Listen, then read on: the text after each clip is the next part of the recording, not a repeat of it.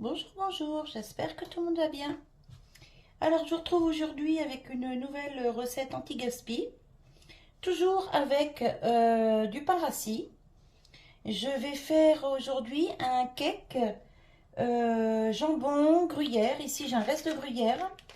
Ici, j'ai du jambon, des épices comme celle-ci et des œufs. Les œufs, j'en ai sorti 5, mais je ne sais pas encore si je vais en mettre 5 parce que c'est les œufs des poules de ma fille et c'est des beaux œufs. Donc, je ne prépare pas de sel, pas de poivre parce que le pain est déjà salé, le jambon est salé et le gruyère aussi.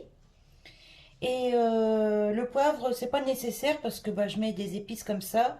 Là, c'est origan, basilic, romarin. Et franchement, il n'y a pas besoin de poivre. Donc, on va commencer par mettre du lait dans le pain. Alors, je vais mettre un mug de lait. Hop, je le remplis bien, vous voyez. Et je verse sur le pain. Voilà. Hop.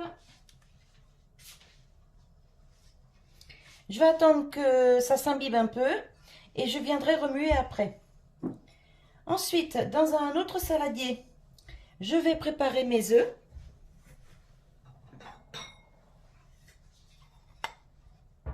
Hop.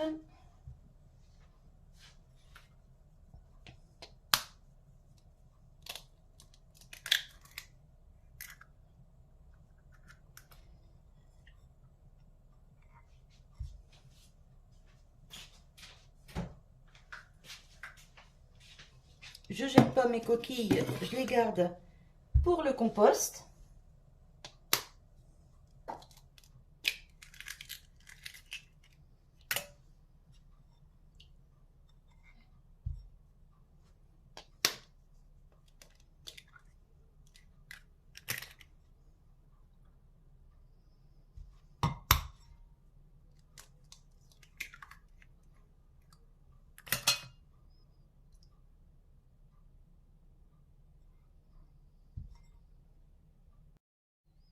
Ensuite, dans mes œufs, je mets un petit peu d'aromate.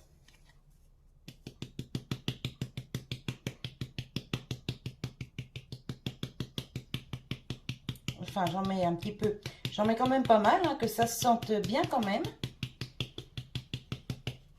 Voilà.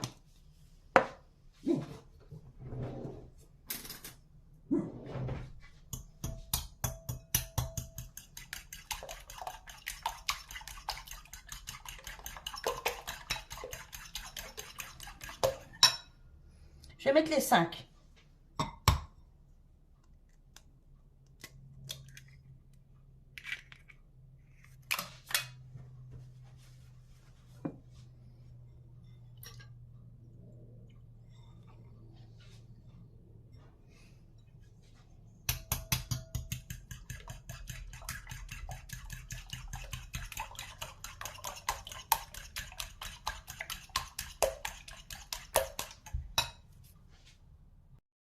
Ici, j'ai préparé un moule à cake avec un papier cuisson que j'ai froissé pour arriver à mieux le disposer dans le moule. J'ai mis mon four à préchauffer à 200 degrés. Maintenant, je vais couper le gruyère, le jambon que je vais introduire dans l'omelette en fait.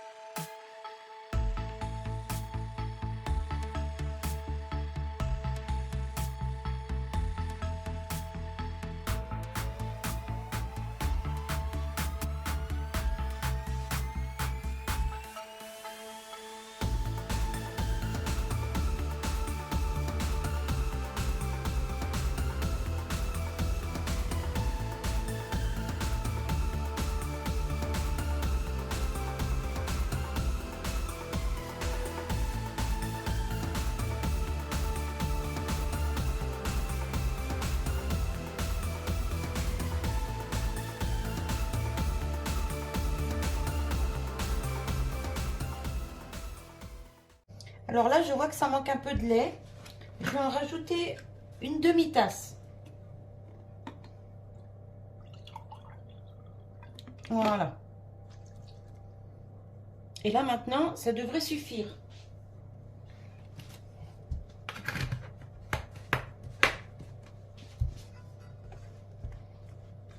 Ouais, nickel.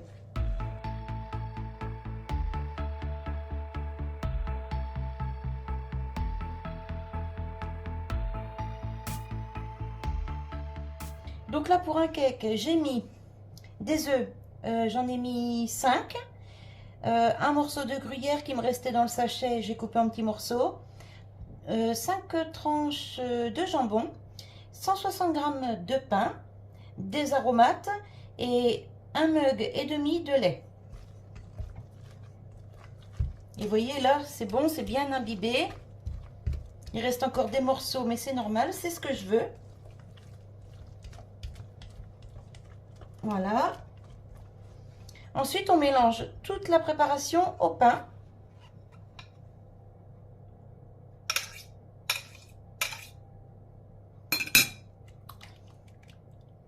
Voilà.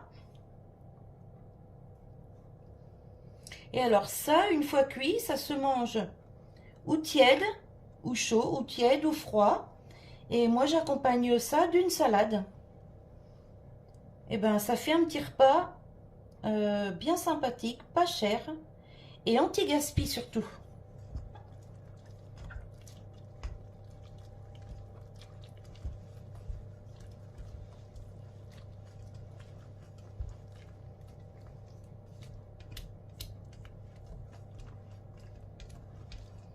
Et ensuite, ça va partir au four. Donc, je vais rebaisser le four à 180 pour déjà 30 minutes. Et on voit la cuisson au bout de 30 minutes. Si c'est assez cuit, on arrête le four. Si ça manque un peu de cuisson, on continue. Mais bon, moi, je mets déjà 30 minutes. Et puis, pour vous, ça dépend comment les fours y chauffent. Parce que tous les fours ne sont pas pareils. Hein, donc, après, c'est à vous d'adapter la cuisson, j'ai envie de dire. Hop, voilà. Quand c'est fait, que c'est mélangé, on va mettre la préparation dans le moule. Donc, un papier sulfurisé, froissé. Vous le mettez, vous l'installez dans le moule et vous versez la préparation dedans.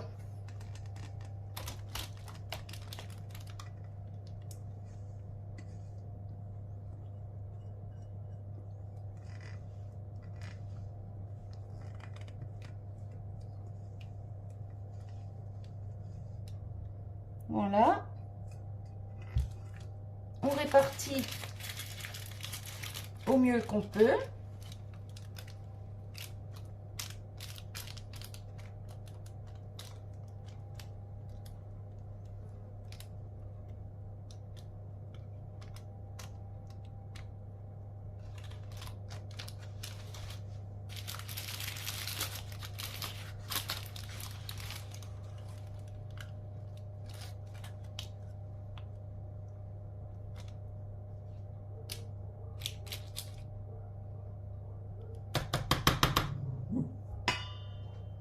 Voilà, c'est parti pour déjà 30 minutes de cuisson à 180.